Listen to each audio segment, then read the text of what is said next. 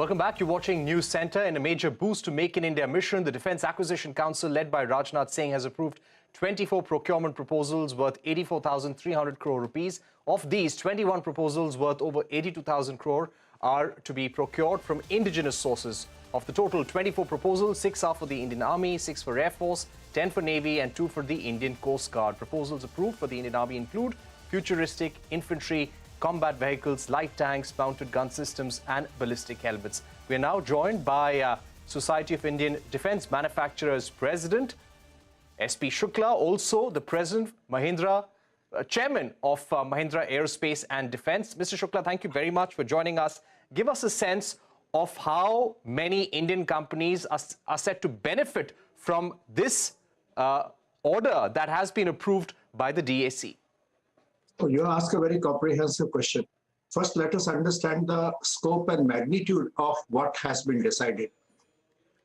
Annual equipment purchases from Ministry of Defence amount to 1,22,000 crores a year. Overall capex budget is 1,50,000, but equipment purchases are 1,22,000. That is 10,000 crores a month. So what has just been announced is equal to 8.5 months of annual budget. It is a very big announcement which covers all the 3 services, Army, Navy, Air Force, as well as Coast Guard. This is something which Indian industry has been looking forward to and we wholeheartedly welcome. The details are yet to follow. Right now, what we have is you have already presented an excellent summary. My compliments to you. But actual details of how this will be worked out will follow soon. But what I can say is that even if a particular order goes to 2 or 3 companies, they are really the integrator when we talk about the large platforms. There are dozens of medium and small companies which will supply to these large companies. So be it FICV, be it light tank, or be it petrol vessels, there will be dozens of companies in Indian private sector as well as public sector who will be supplying to few large integrated players, which will be like Mahindra Defence. They will be participating at the tier 1 level, tier 2 level. So I would say it is a welcome news for Make in India and welcome news for Indian industry. All right. What about Mahindra Aerospace and Defence? Is this an order that Mahindra Group was interested in as well? Of course. Take the project FICV.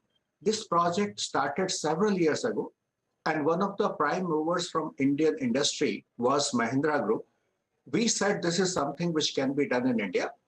We were one of those who submitted the proposal several years ago, and these things take considerable evaluation, consideration. So now the due process will be followed. As you know, Indian Ministry of Defence follows a well-defined structured process. Acceptance of necessity, which has just been approved, is the first step in the procurement process. What it means is, formally, Ministry of Defence has accepted that armed forces need these equipments and the process can begin. Now, it will take 3 to 6 months for a formal RFP to come out for each one of these items to which industry will bid. We are confident, details have not come out, but we are confident that several of them will be under Make One projects where there will be competitive bidding, where people will be selected on the basis of quality and the price quoted. Right. Mr. Shukla, just to ask you about the opportunity for domestic defence manufacturers as India presses ahead with defence indigenization, in terms of opportunities to get further orders, to manufacture more in India, export more from India, what does 2023 entail?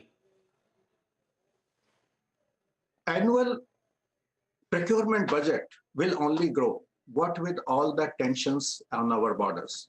So we have no doubt that annual defense procurement will be of the order of 1,50,000 crores a year for several years in a row now going forward.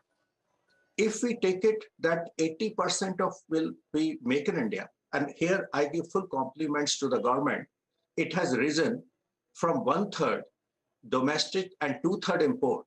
Now 2/3 domestic, 1/3 import, and going forward, I can see 80% will be domestic production.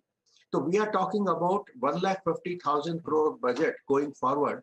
80% is 1,20,000 crore opportunity for Indian companies, both large companies as well as suppliers to these large companies. So there is a multiplier impact in the industry. If large companies were to get order X, the multiplier impact on entire Indian economy is 3 times. Right. Would you also say, sir, without going into the border clashes between India and China, but the continuing tensions over the last 1 year have made the Indian government work with greater speed when it comes to making new acquisitions of weapon systems or acquiring more ammunition or speeding up the contract approval process? You have very well described the situation. The Make in India acquires greater focus in the context of any critical situation. It, in case of emergencies, and we hope it does not arise, you need to have local support available for spares, for service. You cannot at the time of emergency depend that someone from far away will come and support the equipment when you need it most. That is why criticality of Make in India in defense.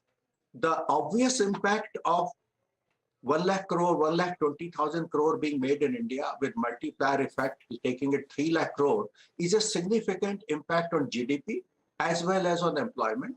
We believe that defense sector has a potential to create 50,000 to 75,000 crore jobs in next 5 years through Make in India initiative.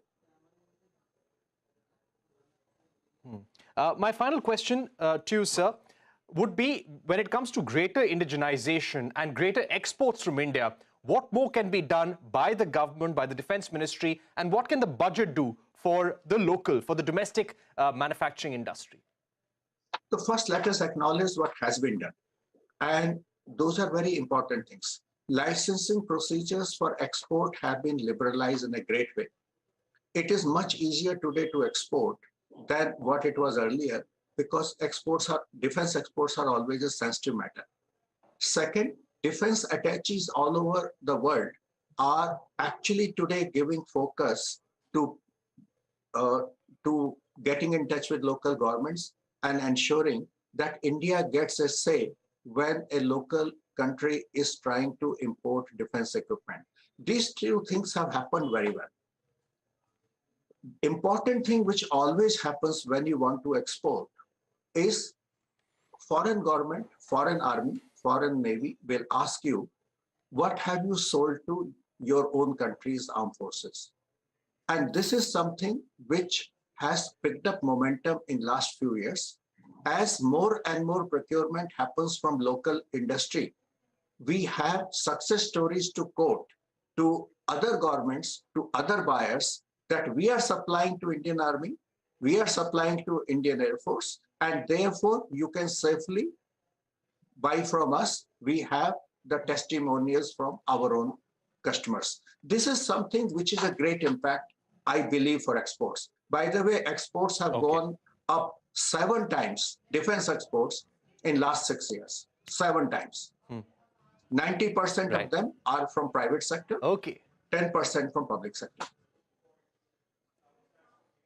All right. We're running out of time, but thank you so much, Mr. Shukla, for joining us, giving us your view on what more is needed when it comes to defense indigenization, pushing more exports, and why indigenization and local defense manufacturing has attained a level of criticality. Thanks once again for being with us here on Newscentre. But don't go anywhere. News and updates continue right here on CNBC.